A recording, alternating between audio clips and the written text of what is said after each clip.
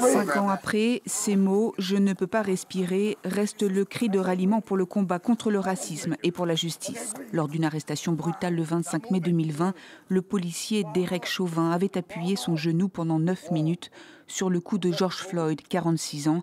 Sa mort avait déclenché des manifestations d'une ampleur inédite aux États-Unis. Ce meurtre avait donné une nouvelle ampleur au mouvement de protestation Black Lives Matter. S'en est suivie une longue bataille pour engager des réformes au sein de la police aux États-Unis, accusée de violences systémiques. Mais 5 ans plus tard, le bilan reste pour beaucoup largement insuffisant. Il est faux de dire que rien n'a changé. Mais je dois faire preuve de respect vis-à-vis de ceux qui ne sont pas encouragés par la lenteur des changements. Car la loi George Floyd sur la justice dans la police n'a pas encore été adoptée par le Congrès. En mars dernier, cette inscription Black Lives Matter, peinte à même le sol de cette rue menant à la Maison-Blanche, a été effacée sous la pression de plusieurs élus républicains.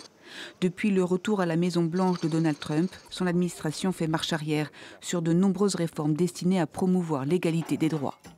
Mercredi, le ministère de la Justice a annoncé abandonner les poursuites judiciaires contre les polices de Minneapolis et de Louisville, accusés de violences policières contre des Afro-Américains.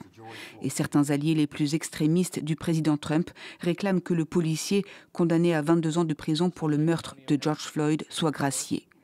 Des événements commémoratifs sont organisés à Minneapolis et partout dans le pays chaque 25 mai depuis la mort de Floyd. Et si les réformes tardent à se concrétiser, la résistance et le combat pour l'égalité restent vifs.